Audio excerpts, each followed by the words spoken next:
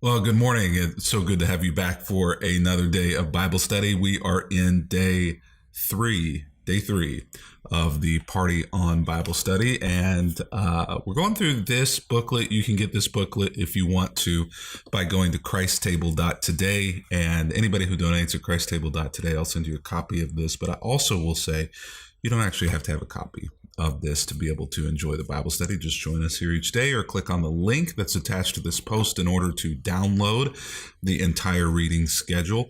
And even if you don't have the ability to donate, that's all right. Just send me an email or a Facebook message, messenger or something. Let me know, and we'll provide this Bible study booklet for you for free. Today we find ourselves in First Chronicles chapter 12. First Chronicles chapter 12 is at the end of a very long discussion starting somewhere way back earlier in Chronicles about David coming to kingship. David is by far the most famous king of Israel, King David. David's the guy who fought Goliath. David's also the guy who had the issue with Bathsheba. David is the father of Solomon. Jesus was born in the city of David, Bethlehem, and so he is that David.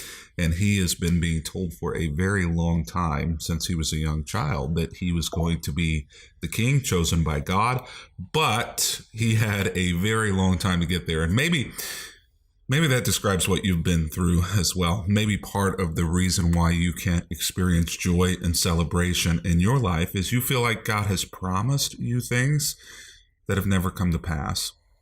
That certainly was David's story. David went through an extended period, years and years and years and years and years and years and years, where I don't know. I wonder if he wondered whether or not those promises that God had made to him when he was a child would ever come true. I wonder if he thought in moments, maybe I've screwed this up. Maybe there's something that I have done that has caused this kingship to not come to me. Saul, the guy who was king, was not David's father. Saul had a son, Jonathan, who was in line to be king. And so for all intents and purposes, there was absolutely no way that God could fulfill this promise to David. And yet, here in First Chronicles chapter 12, we have the reading of the event where essentially David is by acclamation of the people brought into kingship. Now, today we're not going to read the entire passage here on this, so I want you to do that on your own. There are lots of numbers and lots of names, but I think it's important that we read that so that you can understand exactly how many people are involved here and where all of these people come from. And I'll tell you why that's important here in a few moments. But where I want to start here is in verse 23, where it says, these are the numbers of armed warriors who joined David at Hebron. Hebron was a very important place in the Bible, in the Old Testament. It's where the patriarchs were born. Abraham and Sarah were buried there. Isaac and Rebekah were buried there.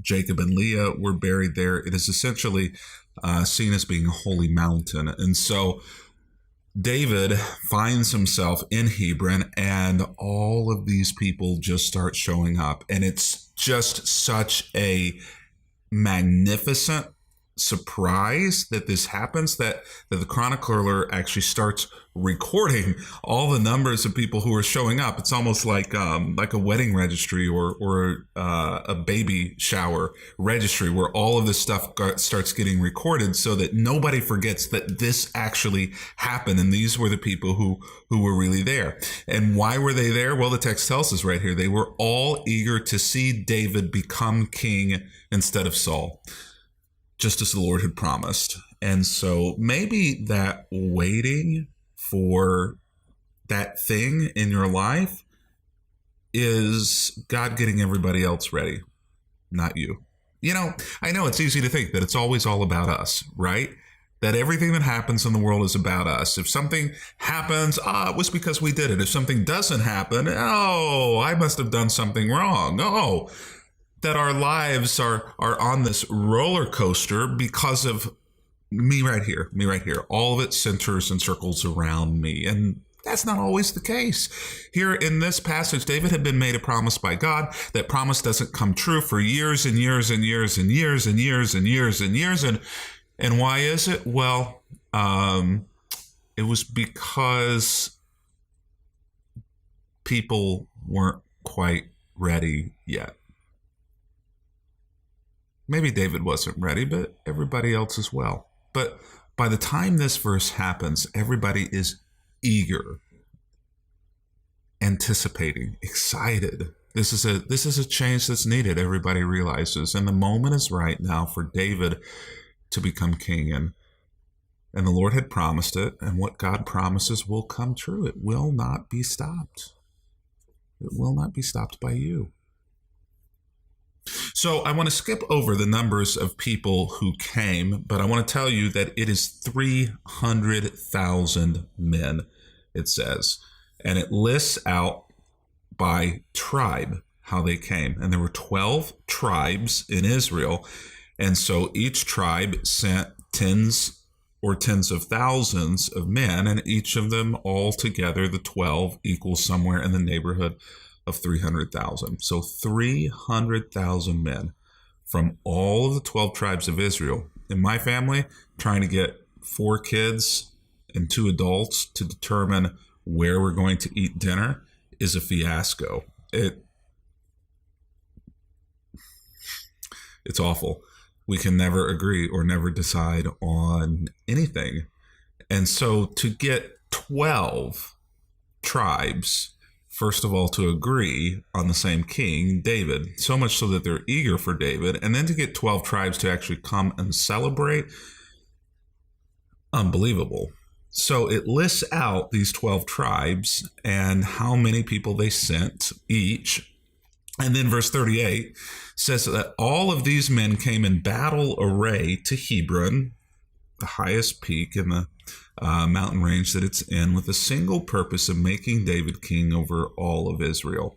In fact, everybody in Israel agreed that David should be their king. So now they are of one purpose, and it is God's purpose. And so they show up ready to, on behalf of their people, they are dressed for battle just in case somebody disagrees, and another tribe may not want this, but they're all 12 in unison. And so this is essentially how they make David king. You might see a coronation ceremony with a crown, but this is actually the primary ceremony here. They feasted and they drank with David for 3 days. For preparations had been made by their relatives for their arrival. We're about to see what those were. But get this, a 3-day party on a holy mountain that was not pre-planned by David. 300,000 people. Imagine trying to feed 300,000 people. If you've ever tried to feed people at a wedding or a large event, you understand what that's like. But imagine 300,000 people showing up, and you've got to have food ready for all these people. And they feasted and they drank for 3 whole days. Can you imagine 300 men out in the middle of nowhere, excited to make David this new king over all the nation? That had to be some party. That had to be some event. I'm guessing it was an around-the-clock party with not just good food, but it actually lists out drink.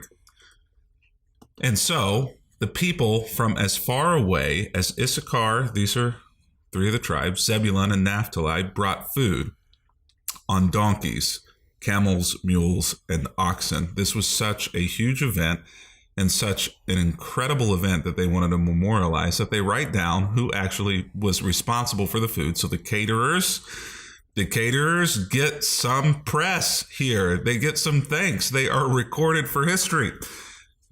Forever, thousands of years, here it is. Here's the catering. How did the caterers get food there? Well, they got them there on donkeys and camels and mules and oxen. And so even the animals who brought the food, they have trucks and vans and semi with tractor trailers.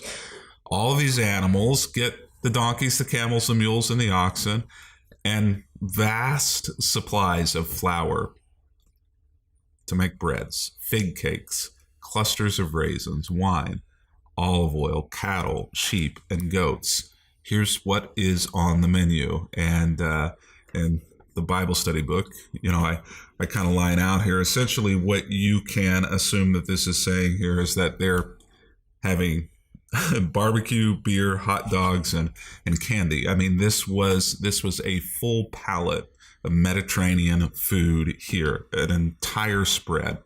And they were brought to what? Not a coronation, not a kingship moment, not even to a great, wonderful barbecue, but it's listed here. It was brought to the celebration.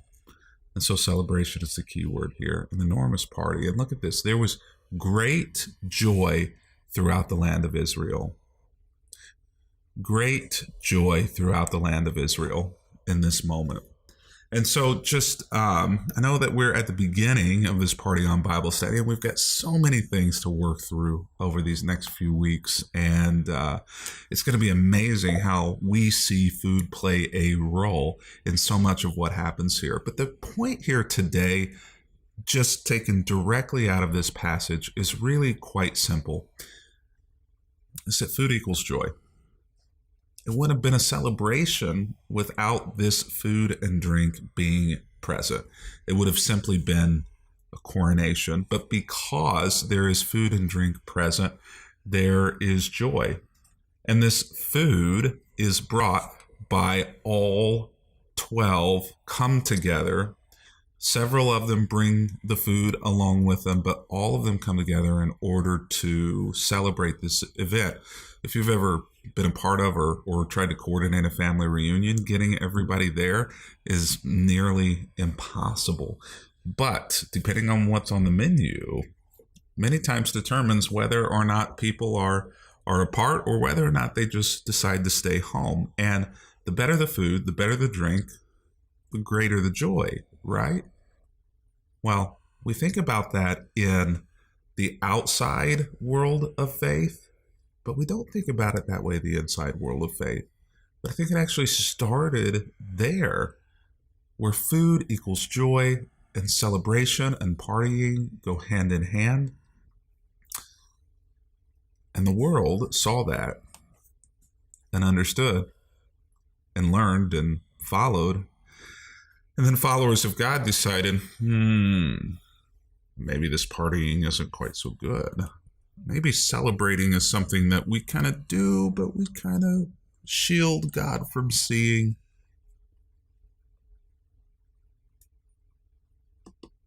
Now, it isn't wrong for those of us who follow God to be joyful and to celebrate. And this seems super simple, like something you would say, yeah, absolutely, it isn't wrong. But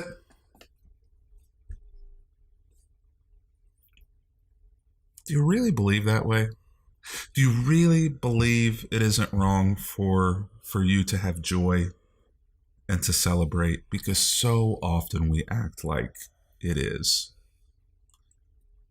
Like we have these two separate lives. We have the life where we have fun, and then we have the life where we have faith. We have the life where we go out with our friends and where we enjoy good food and great drink and huge, wonderful parties and celebrations. And then we have this pews and pulpits and robes, and the Bible sees no difference between those two worlds. It really doesn't. In fact, the real world is the world of celebration, the world of joy. If we try to separate those two, we do something that is anathema. We do something that certainly doesn't follow the heart of God, but I think something that is really unable to be accomplished, because what we do is we take all the joy out of religion, we take all the joy out of faith, we take all of the joy out of following God because we've taken all of the celebration out of it. You cannot separate joy and celebration. You simply can't. Think about it. Think about those times where you've been truly, truly joyful, and I bet you celebrated in some way. And think about all of those times where you celebrated. And I'm guessing because of the celebration, the joy was magnified and doubled and tripled. It isn't wrong for you to be joyful and to celebrate. It isn't wrong for you to have joy and to celebrate with good food and great drink. David's party was spontaneous. And maybe it's time for you to start spontaneously celebrating. Maybe this is the moment where you start finding reasons to have celebrations in your life. And I'm guessing that if you start finding reasons to celebrate, you are going to find that you are a more joyful person in general. Until tomorrow, happy reading.